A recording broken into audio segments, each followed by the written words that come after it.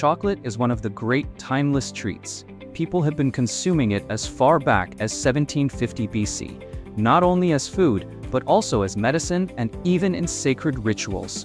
Today, this delicacy has become a global favorite, with more than 3 million tons produced and shipped around the world every year. But how does it happen? How does a rough cacao pod filled with bitter seeds transform into the sweet, smooth chocolate we know and love? That is the journey we're about to uncover, right here on Origins of Ordinary.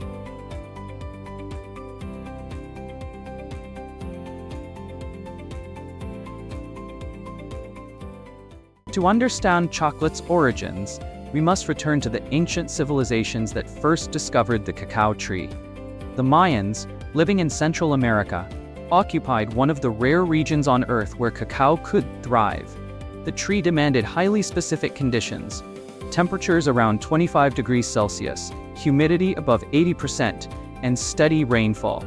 These requirements meant cacao could only grow along narrow equatorial zones, and the Mayans lived right in the middle of this environment. For them, cacao was not simply food. It was woven into the very fabric of their culture. They ground cacao beans into a paste and mixed it with water, chili peppers, honey, or cornmeal to create a bitter, frothy drink. Known as chocolatl, it was consumed by nobles during ceremonies, offered in religious rituals, and relied upon by warriors for strength before battle. To the Mayans, cacao was divine, a sacred substance that bridged the human world and the gods. When the Aztecs rose to power centuries later, they adopted and expanded this reverence.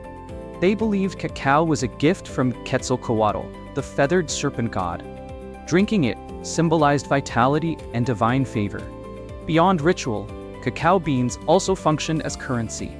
A handful of beans could be exchanged for food, clothing, or even services. In this sense, cacao became both spiritual treasure and economic lifeline. What makes this history remarkable is how strongly it echoes in our present. The beans we consume today still require the same fragile conditions to grow. And just as cacao shaped Mayan and Aztec societies, it now fuels modern economies. More than 60% of the world's cacao comes from West African nations, such as Côte d'Ivoire, Ghana, and Nigeria, places whose climates mirror those ancient Central American forests. Thus, from its earliest role as sacred drink and currency, cacao set the stage for chocolate's long journey. But before it to become the treat we know, the beans had to undergo their first great transformation, one that demanded hard labor and the alchemy of nature.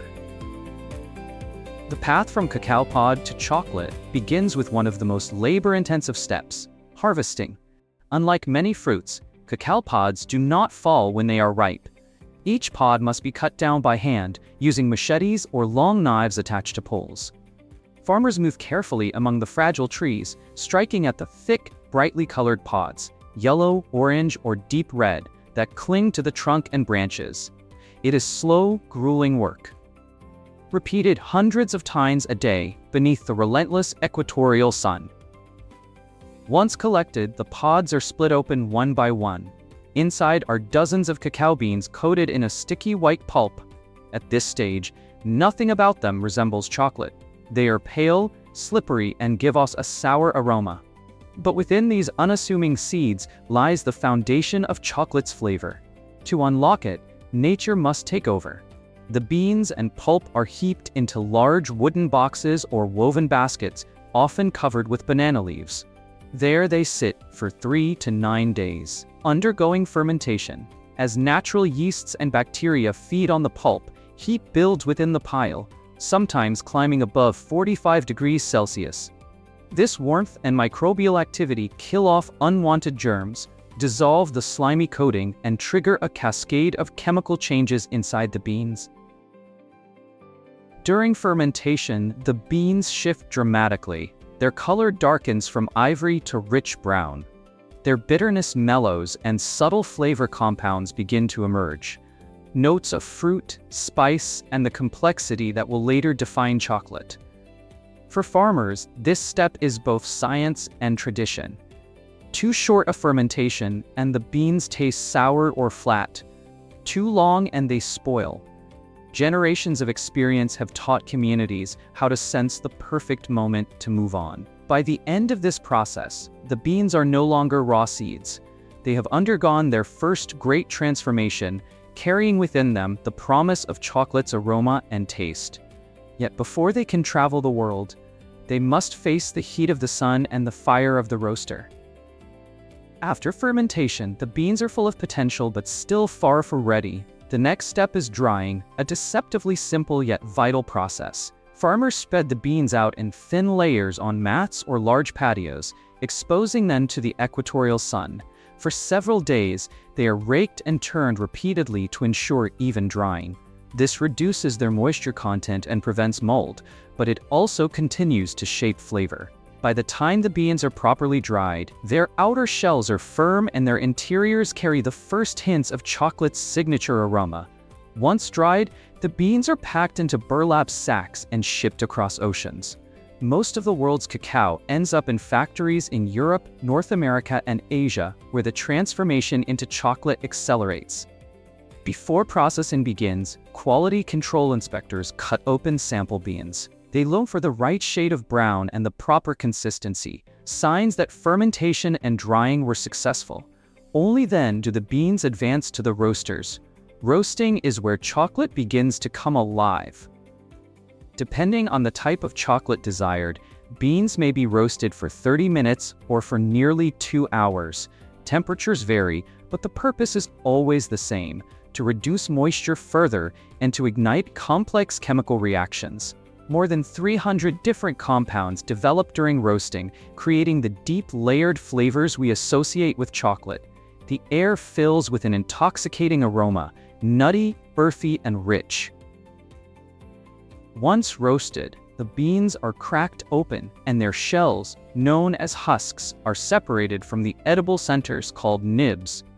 Machines vibrate and blow air to winnow away the husks, leaving behind the dark, precious nibs. These nibs are then ground under heavy rollers until they form a thick, flowing paste called chocolate liquor. Despite the name, it contains no alcohol. It is pure cacao in liquid form, intense, bitter, and aromatic. At this stage, chocolate can take different paths. If the liquor is pressed, much of its cocoa butter is extracted, leaving behind a solid mass that can be ground into cocoa powder. But if the goal is to create chocolate bars, the liquor will soon be blended with sugar, cocoa butter, and milk. That next innovation would forever change chocolate's place in history. By the mid-19th century, chocolate had already traveled far from its origins in ancient rituals. Yet it was still bitter and rough in texture, enjoyed mostly as a drink or in simple solid forms. The breakthrough came in 1875, when Swiss chocolatier Daniel Peter partnered with Henri Nestlé, who had perfected powdered milk. By combining milk with chocolate liquor, they created the world's first milk chocolate. This invention transformed chocolate into the smooth, sweet treat that would soon captivate millions. But another challenge remained: texture. Early chocolate was grainy, lacking the silky melt-in-the-mouth quality we now expect. In 1879, Rodolphe Lindt introduced the process of conching, in which liquid chocolate is continuously stirred and aerated for hours or even days. Conching smoothed the particles to microscopic levels, unlocking subtle flavors and giving chocolate its luxurious consistency. Soon after, tempering became essential, heating and cooling the chocolate carefully to align its fat crystals. This gave bars their glossy finish, crisp snap, and perfect melt at body temperature. With these innovations, chocolate evolved from a bitter, elite beverage into a mass-produced delight accessible to all. Factories poured liquid chocolate into molds, cooled it into bars, and wrapped it in foil or paper, ready for shops worldwide. Brands like Nestlé, Lindt, Cadbury, and Hershey rose to prominence, turning chocolate into a cultural symbol as much as a food. Today, the chocolate industry produces over 3 million tons every year, generating more than $50 billion annually. It sustains millions of farmers in West Africa and fuels global corporations that dominate the market. Yet behind the glossy packaging lies the same long journey. Fragile cacao trees, the sweat of harvesters, the patience of fermentation, the fire of roasting, and the precision of conching and tempering. So the next time you snap open a bar of chocolate, remember, you're tasting not just sweetness, but centuries of history, labor, and invention. And that's the extraordinary story of how a humble seed became one of the world's favorite indulgences, right here on Origins of Ordinary.